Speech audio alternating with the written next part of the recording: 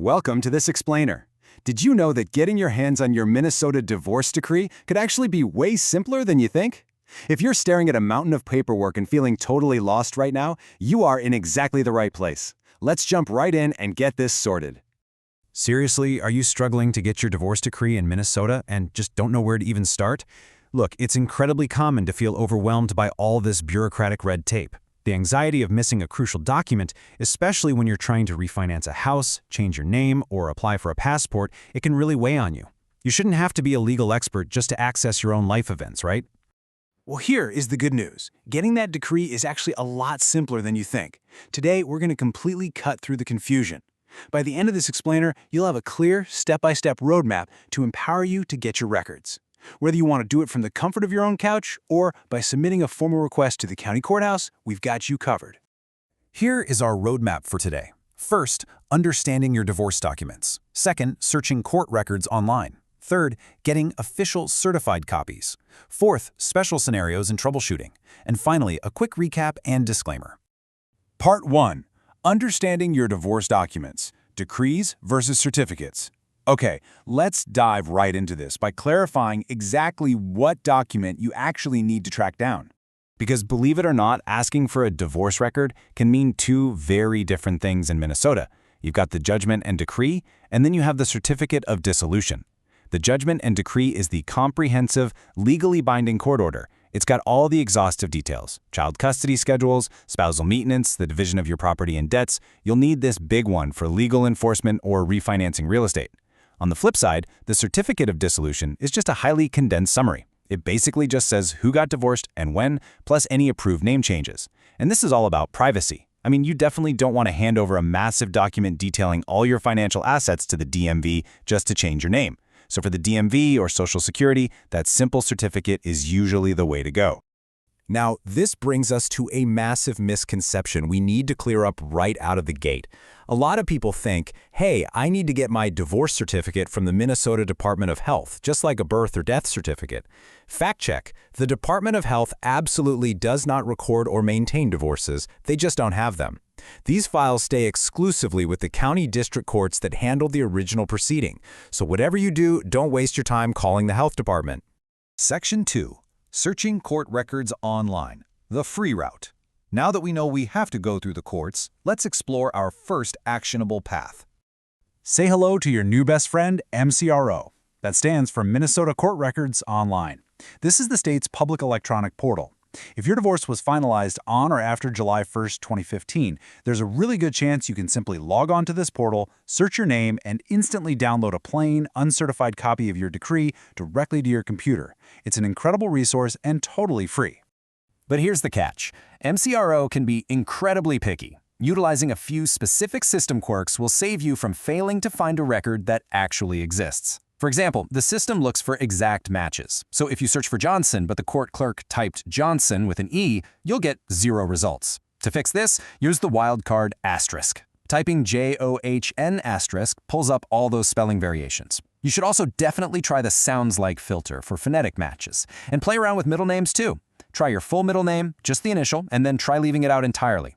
Oh, and one more pro tip: when you download the document, open it with an external program like Adobe Acrobat Reader. Opening these specific court files directly in your web browser can totally distort the formatting and make them unreadable. Section 3. Getting official certified copies. Formal requests. So, what if a simple online download just isn't enough for your situation? Let's say you need an official, certified document with a physical or electronic court seal, which, by the way, is strictly required by most mortgage lenders and federal agencies. You'll need to submit a formal request to the specific county court where your divorce actually happened, like Hennepin, Scott, or Dakota County. The steps here are pretty straightforward. Step 1. Complete the statewide copy request form, or the specific county form if they use one. Step 2. Fill in the case identifiers. That means party names, the court file number, and the dates. Step 3. If your case involves any confidential files, you absolutely must provide a photocopy of a valid government-issued photo ID.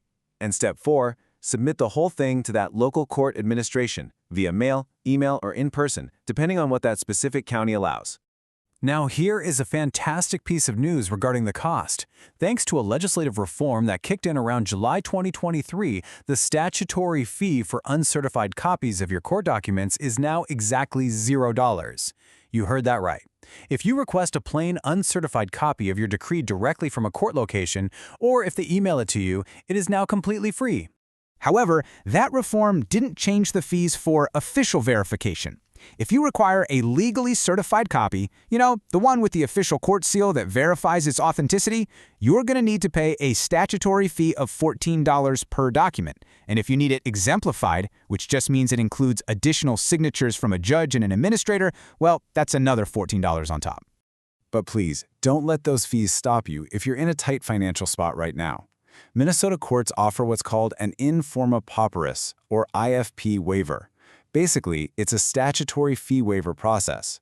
You submit a financial affidavit outlining your income and expenses, and if a judge approves it, those certification fees are completely waived. Access to your vital legal records should never be blocked simply because you can't afford the administrative fees. Section 4. Special Scenarios and Troubleshooting. We've covered the standard routes, so let's tackle some common roadblocks and edge cases. Probably the most common question we see is, what if my divorce was finalized many years ago? Look, if your case predates the digital systems, which generally means before 2015 or maybe before 2005, depending on the county, you just aren't going to find those documents on the MCRO portal. Those older files still exist in physical paper format or on microfilm. So, where are they? Well, under the state's retention schedule, historical files, mostly those pre-1970, are actually transferred out of the courts and sent over to the state archives, managed by the Minnesota Historical Society in St. Paul. This is great to know if you're doing genealogical research, and many of these civil files are even digitized for public research. Also, if you're hunting for a divorce that happened between 1970 and 1995, but you don't know the case number, you can search the Minnesota Divorce Index first. That'll give you the vital metadata you need to then take to the county court. Another tricky scenario involves restricted records. If your divorce case was sealed by a judge, or if it included confidential elements like paternity proceedings or really sensitive medical evaluations, you cannot access it online, period. To get these copies, you have to verify your identity. If you're a named party on the case, you must present a valid government-issued photo ID in person or mail a photocopy of it with your request. Keep in mind, court clerks are legally prohibited from emailing or faxing confidential documents. They have to hand them to you or put them in the physical mail. And if you are not a named party to the case, you actually have to file a formal petition called a Con 100, and a judge has to review it before you can see a single page. Section 5. Final recap and disclaimer. Okay, let's bring everything together so you leave here fully equipped. Here's your quick recap. First, decrees detail the actual terms of the divorce, while certificates are just summaries used for things like name changes. Second, if your divorce was after July 2015, use the MCRO portal for free, instant downloads of public files. Third, always use wildcard asterisks to beat those annoying search errors on MCRO. Fourth, if you need that official court seal, request a $14 certified copy directly from the county court. And finally, for those much older records, reach out to the Minnesota Historical Society. Navigating the legal system is definitely a journey, and we want to hear from you. Have you encountered any surprising roadblocks when searching for your Minnesota court records? Or maybe you have a search tip that worked brilliantly? Tell us in the comments. Sharing your experience could absolutely be the exact piece of advice someone else is desperately looking for today. And finally, before we go, I do need to share this quick mandatory note. This explainer provides general information and does not constitute legal advice. Please consult with a legal professional for specific guidance tailored to your situation. Thank you so much for joining me to break this all down today.